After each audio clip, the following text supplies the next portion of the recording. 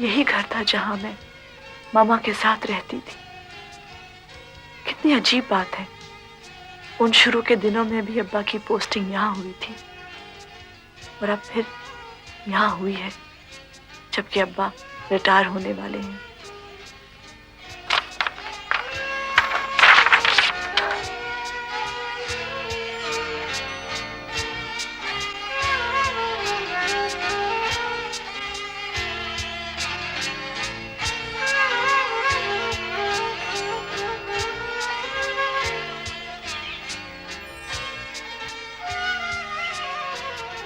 काश अब्बा मुझसे यूं नाराज ना होते। मैंने कितनी कोशिश की थी कि अब्बा मेरे दोस्त बन जाएं, मगर उनको तो कभी उन बातों में दिलचस्पी ही नहीं थी जो मुझे अच्छी लगती थी। पता नहीं ये कैसे हुआ कि एक ही घर में बरसों रहते हुए भी मैं और अब्बा यूं अजनबी रह गए एक दूसरे के लिए। अब्बा समझते हैं मुझे उनसे प्यार नहीं।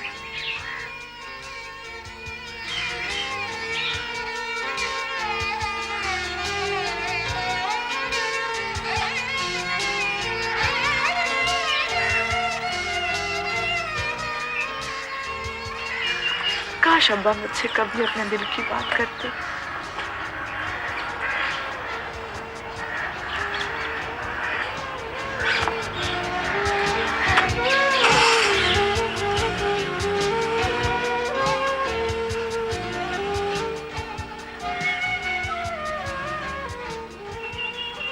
ये फासला कितना तकलीफदेह है।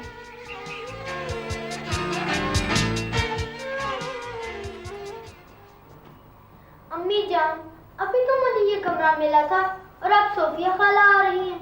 तो और क्या, मैं उसको वो गुड्डू के साथ सुला दूं? अम्मी जान, क्या वो हफ्ते भर में चली जाएंगी? जी नहीं, जब तक उसका जी चाहेगा वो यहीं पे रहेगी। अच्छा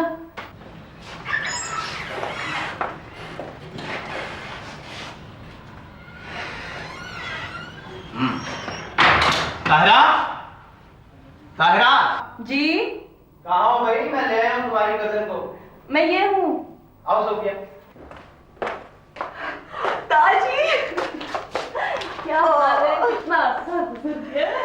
कितना बदल गई है आप। तुम सुनाओ, ठीक है? सोफिया खाला। सनिया, कितनी लंबी हो गई हो तुम। गुड्डू कहाँ है? सो रहे हैं। सनिया बेटे, खाला सफर में थकी हुई आई है, उनके लिए कोई पानी वानी लेके आओ। चलो। अच्छा तुम ये बैग शैग उतारो, जूती उतारो, ऊपर आराम से बैठो, रिलैक्स होके। हाँ, आप सुनाओ। अच्छा ये बताओ कि अम्मी और मामू जान कैसे हैं? ठीक है? बिल्कुल ठीक है। ऐसे अगर आप खत ना लिखती ना तो मुझे यहाँ आने की इजाजत कभी ना मिलती। ताजी मगर अब्बा मुझसे बेहद नाखुश हैं। भाई ये तो होना ही था सोफी। हाँ लो भाई सोफी, तुम्हारा सामान और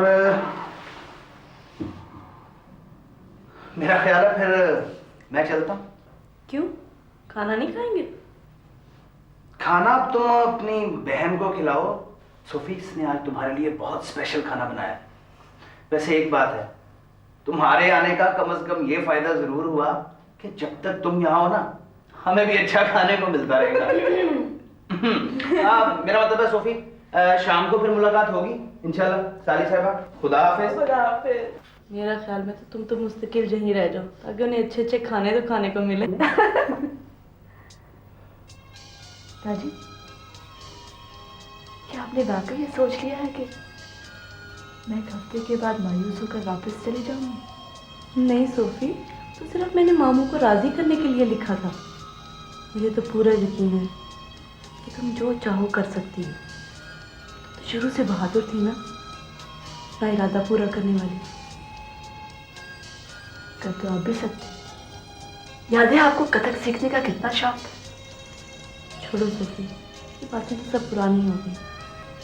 मैंने पहले क्या कर लेना। अच्छा छोड़ो, ये बताओ कि वो तुम्हारी दोस्त कौन है जिसने तुम्हारी मदद करनी है? अब्बा की एक दोस्त है, उनकी बेटी है नताशा, एक एड एजेंसी में काम करती है। सोफी, एक बात का ख्याल रखना, मैंने तनवीर को तुम्हारे काम के बारे में कुछ नहीं बताया। देखकर तनवीर और उसके घर वाले अभी तक वही पुराने ख्यालात के मालिक हैं। तुम भी प्लीज़ ख्याल रखना, अपने काम के बारे में से जिक्र ना करना प्लीज़। आप फिक्र मत करो, मैं बहुत ख्याल रखूंगी। थैंक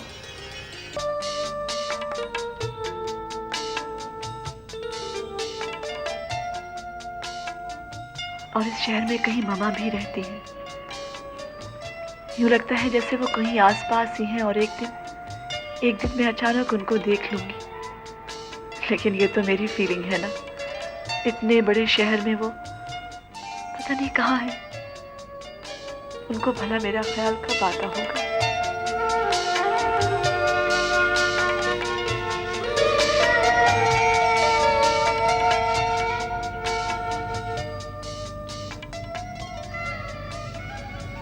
और सुनाई मिसेस रिजवान, कब नजर लगा रही हैं आप दोबारा?